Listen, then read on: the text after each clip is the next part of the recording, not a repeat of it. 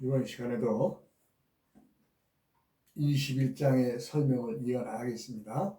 문장만으로는 제가 이제 이전 시간에 다 대충 설명을 드렸지만은 도의 그 빈자리, 참 말로서 끊임없이 제가 이제 그 빈자리, 빈 항아리란 말을 많이 쓰는데, 사람들이 우리가 살아가는 것은 너무 큰 것은 볼 수가 없고, 너무 큰 소리는 들을 수가 없고, 또 너무 큰 것은 만진다 해도 알 수가 없고, 또 너무 큰 것은 또 내가 취하기가 어렵잖아요. 그래서 이제 우리가 이제 하는 말로 머물되 머물지 않고, 흐르되 흐르지 않는 것이다라는 말을 하는데, 과연 그것이 무엇이겠느냐? 그것이 건강경의 그 사구의 중에 또 이런 말이 있어요. 야기색견아 이음성구와 시인행사도 불능견열애. 즉 이 말은 만약에 모양이나 형상으로 나를 보려거나 음성으로 나를 찾는다면 그런 사람은 삿된 도를 행하는 것이기 때문에 열애를 볼 수가 없다. 즉 불능견열애라고 했습니다. 그러니까 모양에서 찾거나 형상이나 음성으로 찾거나 그런 것들은 다 삿된 짓이다. 즉 사도의 짓이다. 사도는 뭐예요? 스스로 욕심의 굴레에 쌓여 벗어나지 못하여 끊임없이 남들에게 현혹시켜서 자신의 욕심을 채우는 사람들이라고 봐야 되겠죠. 그에 말하자면 이제 삿된 짓이죠. 정상적인 사람의 행동이 아니니까. 그러나 어디 그래져요 지금요? 많은 사람들이 분명히 모양이나 형상으로 나를 보려거나 음성으로 나를 보려고 하지 말아라. 그런데 어디 그 많은 사람들이 그 말을 믿는 사람이 어디 있어요? 부처도 작은 절에 가면 모신 부처님이 작겠지요. 큰 절에 가면 또 모신 부처님도 또 큰 부처님을 모셔놨겠지요. 그러니까 작은 절에 가는 것보다 사람들은 큰 절에 한번 갔다 오면 자기가 어깨를 으스대지요. 예, 자기가 큰 부처한테 기도하고 왔다고. 그게 모양 쫓아가는 짓거리 아니겠어요? 모양을 쫓아가면 나를 부처를 못 본다 그랬어요. 불능견이라고 딱 아주 명시를 했습니다. 또 이러저러한 그 사람들이 그 작은 절에 가서 이 스님들이 있으면 작은 절 스님이니까 그냥 스님이라고 부르고, 큰 절에 가서 직책이나 가진 스님들을 보면 그 사람들이 그냥 큰 스님하고 대가를 막 받고 막 그냥 막 절을 합니다. 네. 과연 그들이 뭐가 있어서, 즉 대가리 속에 뭐가 있어서 큰 스님 되는 거예요? 네? 큰 절에 있으면 큰 스님 되는 거예요, 그냥? 네? 그렇게 잘못된 생각, 원리전 도몽상, 주객이 전도된 생각, 잘못된 삿된 생각을 가지고 자신이 믿음을 행한다면 그 믿음이 온전한 믿음이 되겠습니까? 도는 남 앞에 나서지 않고 자랑하지 않는다고 했습니다. 예, 큰 절에 큰 스님이 참 제대로 익어서 정말 도인 스님이 계신다면 얼마나 좋겠습니까? 많은 지금의 실상은 그렇지가 않습니다.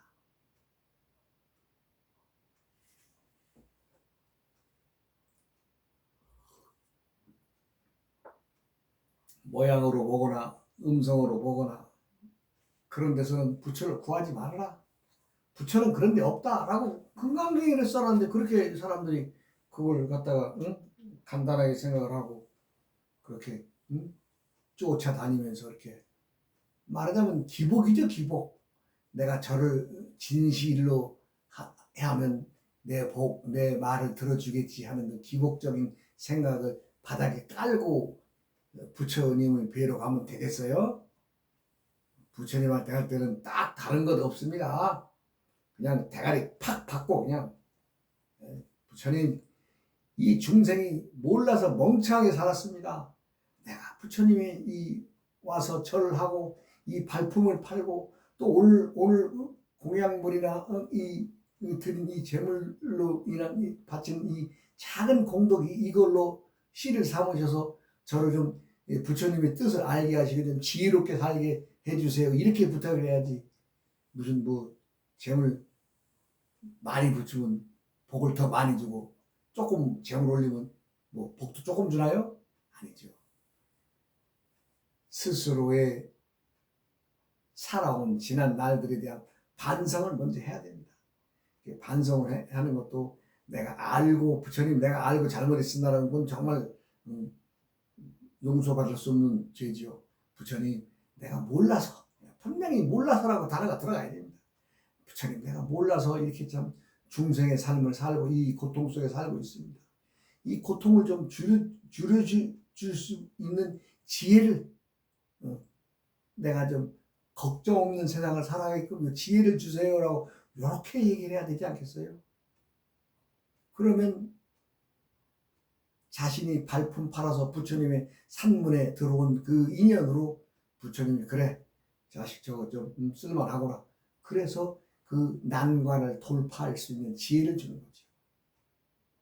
부처님 보고 뭐 현찰 달라면 부처님이 현찰 있는가요? 마음법이 공하시다고 하는 분한테.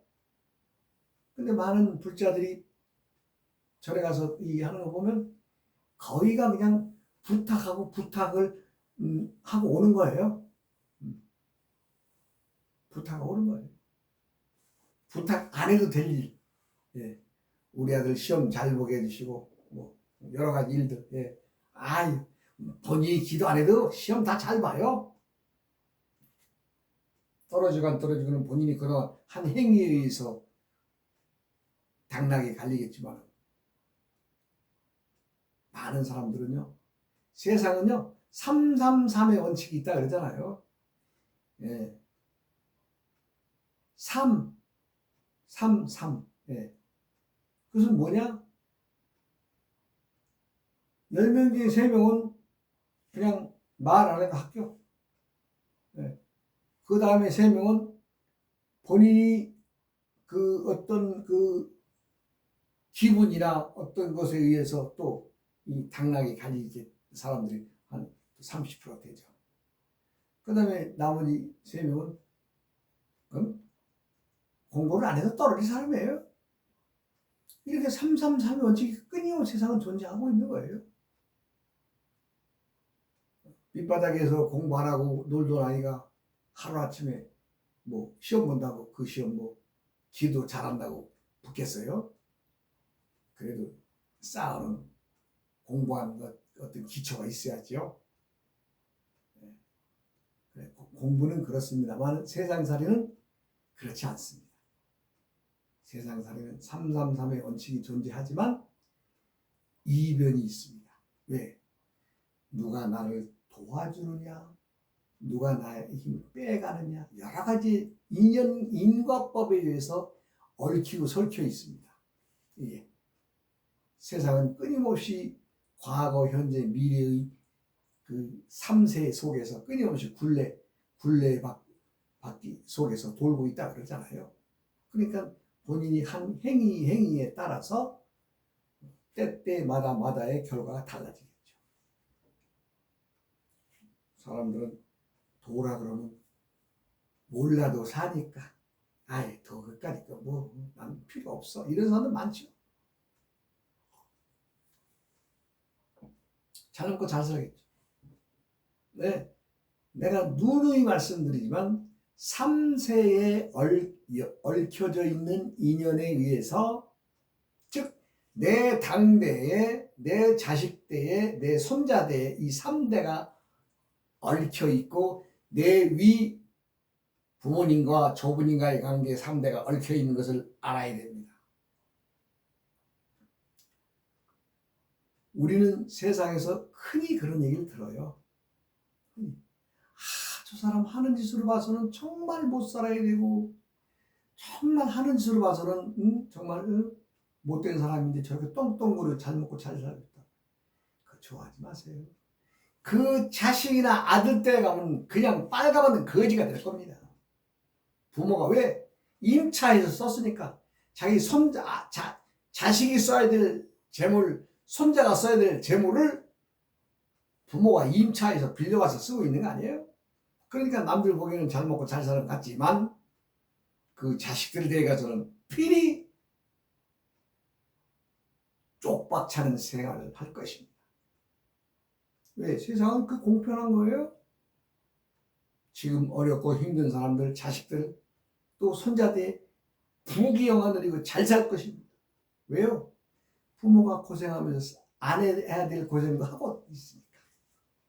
정직하게 살아가기 때문에 그 정직의 씨앗이 자식을 부자를 만들고 손자를 부자를 만들게 할 것입니다. 이건 인과의 법칙이에요. 인과의 법칙. 우리가 이제 도를 얘기를 하면은 일지두선이라 알려져 있는 거 구지스님이란 분이 있어요.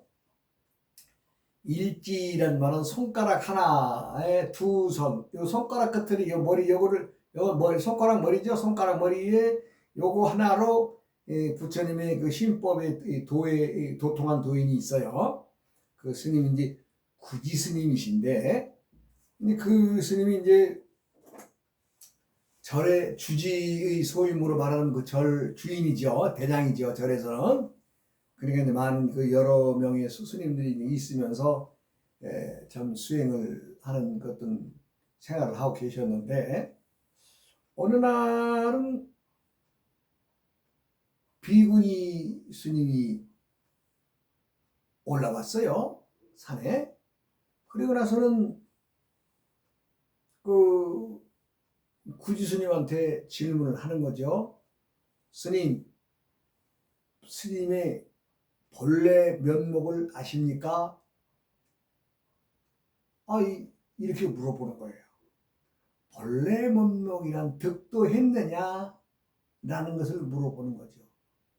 즉 본래 면목이란 이란 말은 자성부처를 침견했느냐 이 얘기를 하는 거죠. 근데 구지 스님 입장에서는 그 도를 통하지 않았기 때문에 자성부처를 침견하지도 못했고 본래 면목을 알 수도 없는 거죠.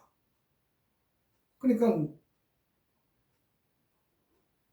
이 비구니 스님이 말하자면 행동도 조신하고 예의를 차린 것이 아니라 그냥 스승 말하자면 절의 주지 스님인데 주지 스님을 빙빙 왔다 갔다 빙빙 돌면서 스님 본래 면목을 아시면 한 말씀 일러주세요. 이렇게 하니까 은근히 기분도 나빴겠죠. 본인이 모르는 건 모르는 거지만. 그러니까 구지 스님이 또 대답을 못하고 있으니까 이제 이 비구니 스님은 그럼 나는 내려가겠습니다. 그러면서 이제 왔던 일을 되돌아가려고 하는데 구지 스님이 잡죠. 날이 어두워지고 있으니 여기서 하루 저녁 유하시고 가시죠. 이렇게 얘기를 또 하죠. 그러니까 다시 물어보는 거예요. 스님이 본래 면목을 일러주시면 제가 여기서 유하고 가지만 본래 면목에 대해서 답을 안 주시면 저는 내려가겠습니다. 그러면서 끝내는 내려가 버립니다. 자, 우리가 이제 남자와 여자의 어떤 것으로 한번 대립을 해서 설명을 드리자면 주지 스님은 남자인데 여자 스님에 가서 도를 묻는 거예요. 도를 알고 모르고를 떠나서 이 스님은 그것을 어떻게 알지 못하기 때문에 아무 말도 할 수가 없죠. 딱 막히는 거죠. 예, 그냥 그 말 듣는 순간에 이 땅 하고 머리가 맞으면 정신이 없는 거죠. 예, 앞뒤 분간 뭐 할 수 없는 거죠.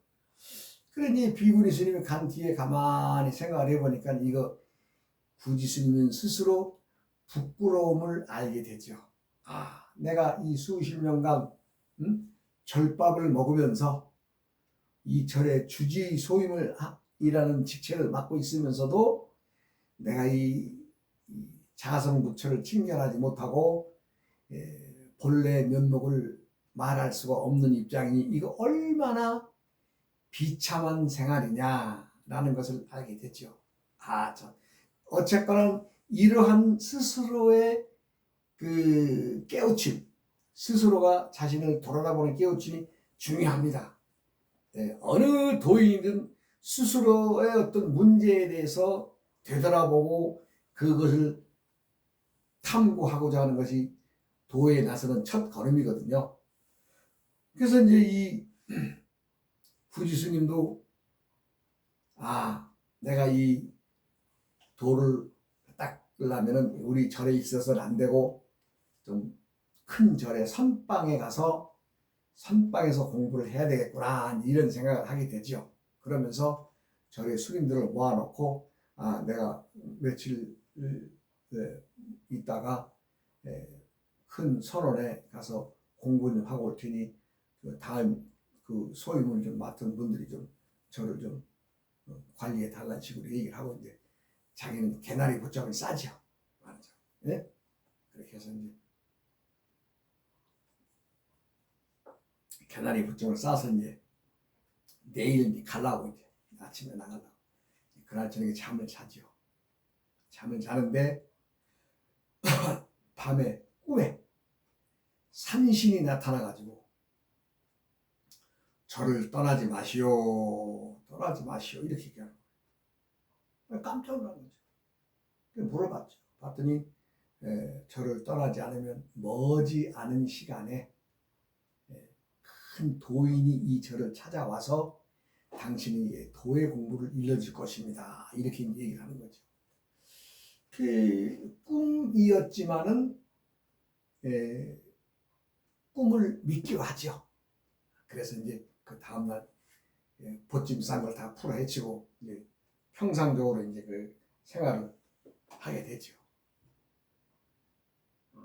그러면서 이제나 저제나 이제 도인이 찾아온다고 하니까 도인을 기다리는 거죠. 기다리는데 한날은 대선사이신 철룡선사라고 하는 분이 그 절을 찾아옵니다. 저녁 때쯤 됐는데 와서 내가 철룡선사입니다 이렇게 얘기하니까 이 군스님이 그냥 바짝 엎드려 스님 정말 제가 기다리고 기다렸습니다. 정말 잘 오셨습니다. 이렇게 이것까지 오셨으니 이 우매한 나를 나에게 도를 좀 일러주고 가십시오. 그러면서 이제 그 전에 그 비구니 스님이와의 그 문답 대화에 대해서 제가 3번을 물어보고 해도 대답을 못해서 그 비구니 스님 산을 내려갔다는 얘기도 다 이제 어찌 보면 자신의 치부를 드러내 부끄러운 일까지도 다 이 철룡 선사한테 다 고하는 거지. 그러니까 철룡 선사가 고개를 끄덕끄덕합니다. 내일 좀 얘기해 봅시다. 이렇게 얘기합니다. 이 구지 스님은 말하자면 내일 얘기를 하자니까 내일 도를 일러주겠거니 하는 생각으로 이제 잔뜩 이제 기대를 하고 또 긴장을 하게 되겠죠. 도인이 말을 한다 그러면 얼마나 달변으로 말을 잘하겠느냐 하는 생각에서부터 아주 그날 밤을 거의 설치듯이 잠을 설치면서 이렇게 이제 이럴 때 어떻게 대답을 해야 되나, 이럴 때 어떻게 해야 되나, 이런 것들에 대해서 많은 이제 그 나름대로의 그 머리를 참 굴리면서 잠을 설치고 이제 밤 이제 날을 새죠. 그래 이제 이튿날 아침에 이제 공양을 마치고 절에서는 이제 아침 공양은 식구들이 다 하죠. 다 함께 하고 이제 구지스님은 철령선사한테 좋은 차도 이제 대접하면서 말하자면, 스님 저에게 정말 도의 한 말씀을 일러주십시오. 이렇게 또 다시 간곡히 부탁을 합니다. 그러니까는 철령선사는 고개를 끄덕끄덕하고 앉아서 계신 거예요. 그런데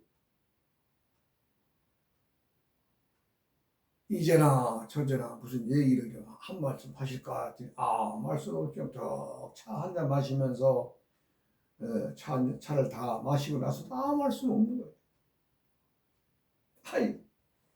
그러면서 철령선사가 어느 순간에 손가락 하나를 촥 터집니다.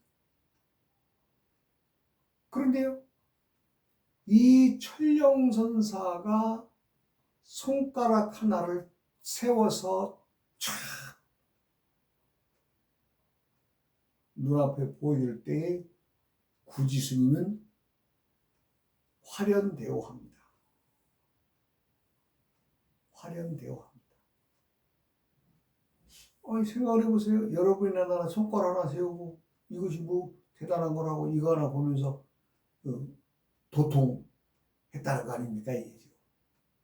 네, 도통. 도는 준비되어져 있는 그릇에 담긴다는 얘기를 누누이 하죠. 이 구지스님은 끊임없이 도를 청하고 자신이 어찌 주지스님으로서 비군에게 어찌 보면 놀림까지를 당했다고 하면 좀 그렇지만 놀림을 당한 거 사실 아니에요?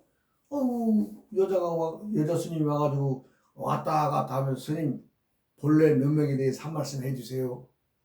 한 말씀 해주세요. 이러고 왔다 갔다 이렇게 했으면 어찌 보면 공손하게 앉아서 물어본 것도 아니고 그냥 노상에서 서서 왔다 갔다 하면서 물어봤으니 어찌 보면 놀리기까지 하는 건 아니겠어요.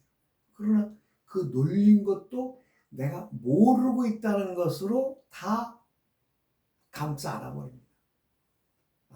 내가 알면은 바로 그냥 딱 한마디 했을 텐데 모르니까. 그래서 이제 철령선사가 와가지고 이제 도에 대해서 좀 청하고, 그러나 본인이 준비가 안 됐으면 아무리 철령선사가 손가락 하나를 세우고 두 개를 세우고 세 개를 세우고 다섯 개를 다 세웠다고 해서 알겠어요? 모르죠. 하나에 딱 드는 순간에 그냥 준비되어 있는 그릇이니까 도가 당기면서 본인은 도통하게 되죠. 그래서 그 후로 구지스님은 입적해서 돌아가실 때까지 내가 일지 손가락 하나로 부처님의 만법을 드러냈는데 이것조차도 부족하더라. 이것조차도 남더라는 얘기입니다.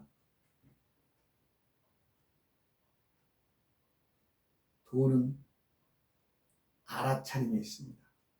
알아차림이라는 것은 글자나 문자를 알고 풀어서가 아니라 실상의 생활에서 부딪히면서 내가 대상과 내가 함께하고 나도 존재하고 너도 존재하지만 내가 나를 모르고 너도 너를 모르는 이치를 아는 겁니다.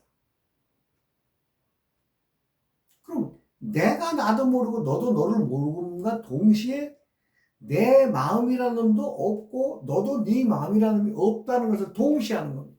동시에. 내가 답을 일러는 드리지만은 이거 웃기는 얘기입니다.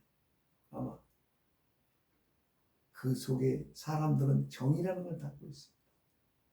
근데 나와 너의 정, 서로의 끈끈한 정이 있는데 그것조차도 유정이냐 무정이냐 그러면 무정이로 가야 됩니다. 무정. 본 바닥에 정이 없는 겁니다. 많은 청춘 남녀들 또 많은 사람들이 사랑을 나눈다고 해서 많은 시간을 할애하면서 세상을 살아갑니다. 사랑하지 말라는 게 아닙니다. 그러나 사람들 바탕이 무정을 품고 무정과 유정이 끊임없이 내가 너를 사랑하고 내가 너를 사랑하지 않는 그것이 동시에 품고 있는 것을 알고 사랑하는 사람이 얼마나 되겠어요?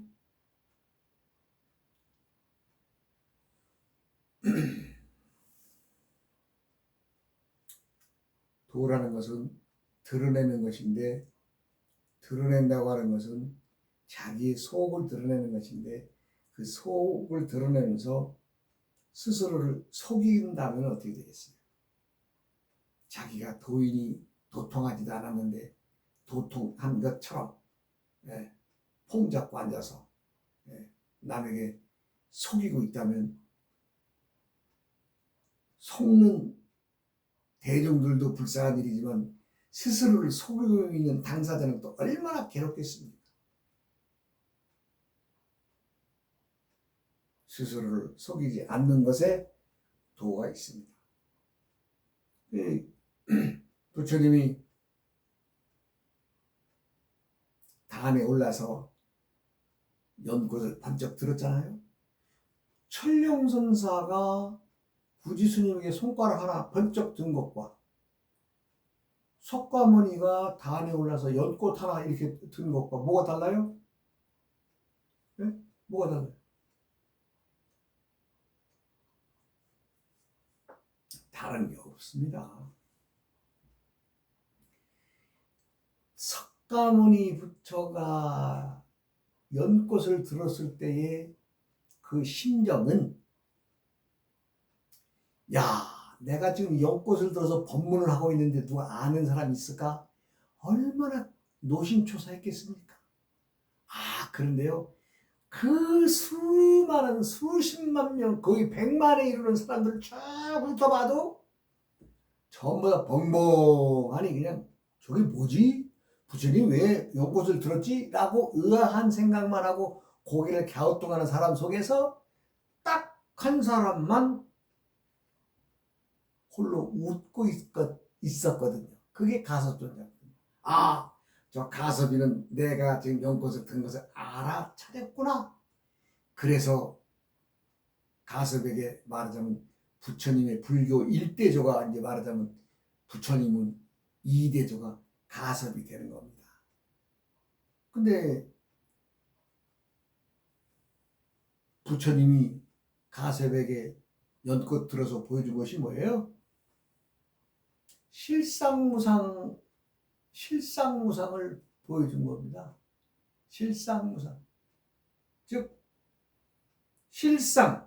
실제의 모양 속에서 상이 없는 것을 알아차리는 것을 실상무상이라고 하는데, 가섭은 실상무상을 알아차린 거죠.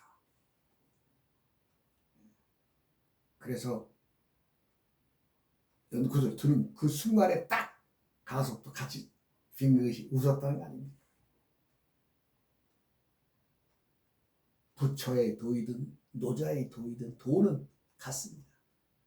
그리고 사람이 부처입니다. 사람이 다 도인입니다. 사람이 신입니다. 단지 깨치면 부처이고 못 깨치면 중생이고, 깨치면 도인이고 못 깨치면 중생이고, 그렇습니다. 누구라도 도를 알아서 천년 만년이 지나도 세월에 끌려다니지 않는 자유인이 되시기를 바라면서 또 다음 시간으로 이어가겠습니다. 어우이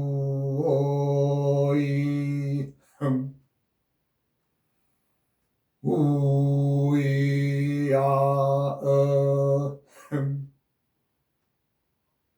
우이야